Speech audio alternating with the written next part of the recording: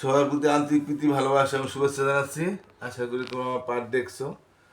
তো সবাই অন্তরীয় খুব সবাই কিন্তু পাঠ দেখতেছে না, আমি অনেকেরই বলছিলাম। যাই হোক, আমাদের আবারও বলি, যারা গার্জিয়ানরা যদি কেউ দেখে থাকেন, গার্জিয়ানদের একটু অনুরোধ করছি, আপনারা যারা স্কুলে যান একটু আপনারা অন্যান্য অভিভাবকদের একটু বললেন, যদি আপনার বাচ্চা উপকৃত হয়ে থাকে তাহলে বুঝবেন না যে আমার বাচ্চা হ্যাঁ ভালোই বুঝতে পারতেছে, তাহলে একটু বললেন আর কি, দুইটা সাবস্ক্রাইব বাড়াই দিয়েন।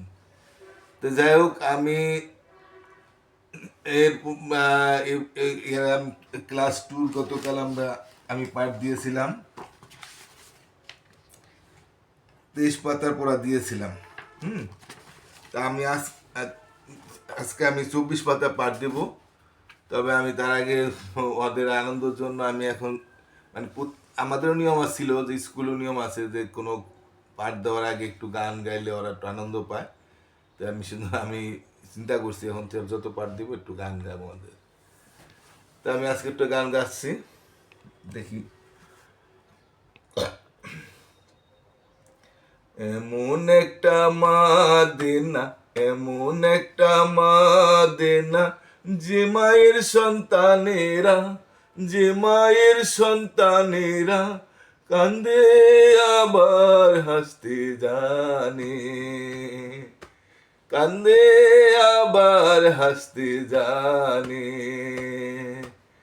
এমন একটা মা দেনা, এমন একটা মা দেনা, যে মায়ের সন্তানেরা, যে মায়ের সন্তানেরা কান্দে আবার হাসতে জানে। মা তুমি থাকলে কত ভালো লাগে, সারা জীবন তুই থাকলে কিছু লাগবে না মা, এমন মা হবি তুই, যে মায়ের সন্তানেরা, যে মায়ের সন্তানেরা কান্দে আবার হাসতে জানে, কান্দে আবার হাসতে জানে।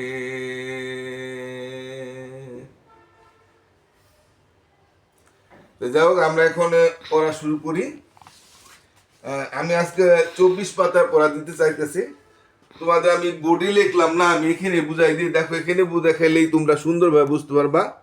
হ্যাঁ দেখো, বোর্ডে লিখলে একটু সময় লাগতো, ওই জন্য আমি বোর্ডে আর লিখতেছি না। এখানে কি আছে তোমাদের এই 24 পাতা একটা ছক আছে না, প্রথমে 1 2 3 4 5 পর্যন্ত দিয়ে দিছে, তারপর সংখ্যা লিখছে, তারপর লিখছে ছোট থেকে বড়, তারপর লিখছে বড় থেকে ছোট। এই সংখ্যাগুলি ছোট থেকে বড় সাজায় লিখতে কইছে, তারপর আবার বড় থেকে ছোট সাজায় লিখতে কইছে। হ্যাঁ, তাহলে আমরা এই সংখ্যাগুলি আগে দেখি, ঠিক আছে? এখানে কত আছে তোমরা বলতে পারবা? 3 সংখ্যা থাকলে আমরা জানি প্রথম সংখ্যা শতক হয়, তাই না? যেমন একক, দশক, শতক। 3টা সংখ্যা থাকলে প্রথম গড় শতক হয়। তো এটা 400, আর 3 2 কি 32, সবাই আমরা জানি। আর এখানে কত, এইটাও 3টা সংখ্যা মানে শতক, একক, দশ, শতক।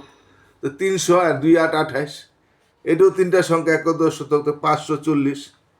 হ্যাঁ, প্রত্যেকটা 3টা সংখ্যা, তাহলে স্বর্গর। এটাও 3 সংখ্যা, তাহলে 529। এটা হলো 517, এটা 549, এটা 407। হ্যাঁ, এটা 407 কেন? এটা শতকের ঘরে 4 আছে, কিন্তু দশকের ঘরে কিছু নাই। দশকের শূন্য মানে দাম নাই, তাই 7। এটা হলো 407। আর এটাও শতকের ঘরে 6 আছে, দশকের ঘরে কিছু নাই। হ্যাঁ, তো 10-এর 99 থাকলে এই 2 ঘরে বহে, তাই এটা মানে নাই। তাই 603। এটা হলো 300, এটা এই 3টা আছে, তাহলে 300 আর 3 শূন্য 30, 330। আর এটা হলো 729, তারপরে 720, 726। কিন্তু এটা কিন্তু 1000, এটা 780, 953। 1000 কেন? 4টা সংখ্যা, একক, দশক, শতক, হাজার। তা আমরা বুঝি এবার। এখন আমরা প্রথমটা যদি আবার যাই, তো এখানে 400 কি আছে, এটা কত? 432, 328, 540। তো এর মধ্যে বড় কোনটা, ছোট কোনটা? ছোট থেকে বড় যাইতে গেছে, ছোট থেকে বড়, ছোট থেকে বড়। তাহলে আমাদের এখানে 432 ছোট না 328 ছোট না 540 ছোট? 328 ছোট, অর্থাৎ শতকের ঘরে যেটা কম তাহলে একটা কমে যায়। শতকের ঘরে 3 আছে, এটা আছে 5, এটা আছে 4, তাহলে এটা ছোট। তাহলে আমরা 328টা আগে লিখবো। হ্যাঁ, 328 লিখলাম। এরপরে কইছে কোনটা, এটা আছে শতকের ঘরে 4, এটা আছে শতকের ঘরে 5, তাহলে এটা হলো 400, এটা হলো 500। তাহলে এটা কম, 432 কম, তাহলে আমরা 432 লিখলাম। আর এটা সবচেয়ে বড় 540, এটা তো শতকের ঘরে বড় 500। এরপর এটা কত আছে, শতকের ঘরে 5, এটাও শতকের ঘরে 5, এটাও শতকের ঘরে 5। তাহলে এটা দেখতে হইব, আবার বুঝতে হইব যে কোনটা বড় কোনটা ছোট। তো এটা হলো 529, আর হলো 500 গেলে 1/17, এটা হলো 549। তাহলে 549 বড় না, আর 517 ছোট, আর 529 হলো মধ্যম। তাহলে 517 হইলো আমার সবচেয়ে ছোট, কারণ এটা 500 ওইটা থেকে না। আর না বুঝলে দেখো, এখানেও 5 আছে, এখানেও 5 আছে, এখানেও 5 আছে, কিন্তু এখানে আছে 2, এটা আছে 1, এটা আছে 4, তাহলে এটা 1, এটা ছোটো হয়ে গেল। তো 517 এমনি বোঝা যায় যে 517 ছোটো। তাহলে আমরা 517 আগে লিখবো।